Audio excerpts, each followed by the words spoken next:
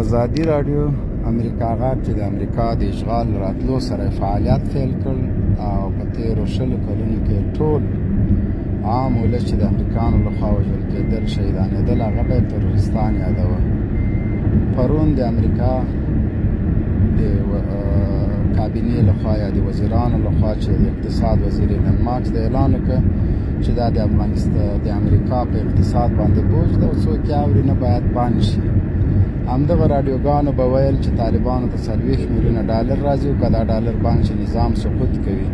اوس ګورو چې د ازادۍ راډیو امریکا غږ راډیو خبریالان سقوط کوي که نه. خو زه یو اعلان ورته کوم که غواړي چې تنخواه جاري وي نو ما سره د ټیک ټاک او یوټیوب کې کار وکړي. میاشتنۍ تنخواه باید 200 ډالر افغانستان ته دې راشي. د کور مصارف هم زه په خپله غاړه اخله.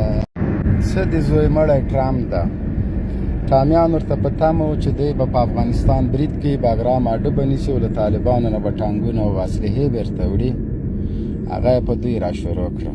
اسلحې خو موږ نه څوک وړلی نه چې ما مخکې ویډیو کې هم درته ویلي چې په یو بال 10 سره ماتوو.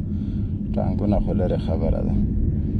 خو تازه د امریکا غږ او د ازادۍ په راډیو په وړاندې د امریکا بندیزونه یا د هغوی لخوا د مالي امداد قطع کېدل هغه څه په ګوته کوي چې دوی تېرو 20 کلونو کې ورته څومره بېچارهګانو هڅې وکړلې او امریکایي عسکر د بیا رغونې اتلان بلل. دلته اشغال بمبارې د تروریستانو د القاعدې په وړاندې جګړه بلله. اوس چې امریکا وتښتېد خپل هغه رسا غږ چې د افغان ملت په وړاندې جوړ کړی هغه هم له منځه وړي. نو ازادي راډیو ټولو کارکوونکو ته فرد زه راشئ زه تنخواه درکوم. د ازادۍ راډیو یو خبریال جان آقا الکوزی چې په ننګرهار کې خاورو ته سپارل شوی او سوځل شوی په 2009 کې د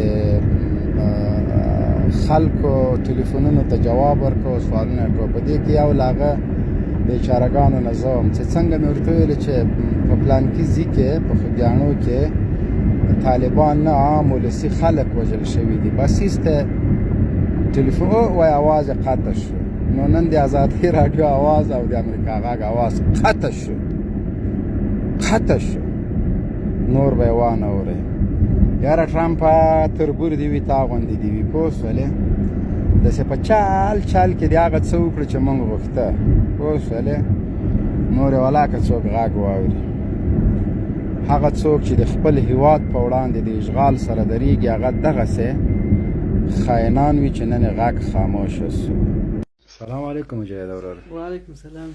امریکا د ازادۍ راډیو د امریکا غږ راډیو بندوي. دا ولې بندوي جان راسي؟ دا ډېر غولې خوړلي دي که نه 20 کاله وله ډېر غولې خوړلي دي. هغه کار چې موږ کوو هغه خپل امریکایان اوس کوي. دا عجیبه نه ده؟ وله ډېره هسې که مجاهد وروره یو دم د ټرمپ اعصاب خراب شي وراسي بیا څه کوو؟ یا ورسره جنګېږو نه جنګېږو نه په ایمان یې ووایه. په ایمان درته وایم واسکټ تړې ځان نه ولې نه تړو؟ د باروتو په موټر کښېنې درز به ورکوې که نه؟ ته خو یې خود ورکوې خو ته خو مجرد یې که نه ته خو خوشحال همدې ته یې پوه شولې. موږ به څه کوو؟ موږ دې خوا ته وګوره ولس دې خبرې اوري. موږ به څه کوو؟ ته خو مجرد یې زر موږ به سره جنګېږو جان راسي. ته به هم جنګېږو. وام اورېده مجاهد وروره؟ جان راسي. سلام ستړی مه شي. وعلیکم سلام. ته ستړی مه شي. ارادې دې هماغسې قوي دي لکه 15 کاله مخکې چې و جان راسي داسې ښې قوي دي. بلکل. دا خلک ډارول کوي وایي امریکایان راځي تیارې وړي او ټانک دوی ته څه وایي؟ موږ انتظار یې ورته را دي چې جان راسي. چا ته انتظار؟ دا امریکا ته وایي ټرمپ ویلي وایي درځم. موږ ورته ناست یو تیار ورته لاس ماشه یو نه راځي. موټر سایکل ستا سره؟ و جان راسي ما پخوانی موټر سایکل دی ډېر خوند. کمبالې دې پې اچولي دي؟ 2 دانې. 2 دانې یوه بل هم پې واچو ښه یې وپړسوه. صحیح ده. فقط د دې او بازک په دشته کې ودرو د دوی پلار بیا نشي راتلی پوه شوې.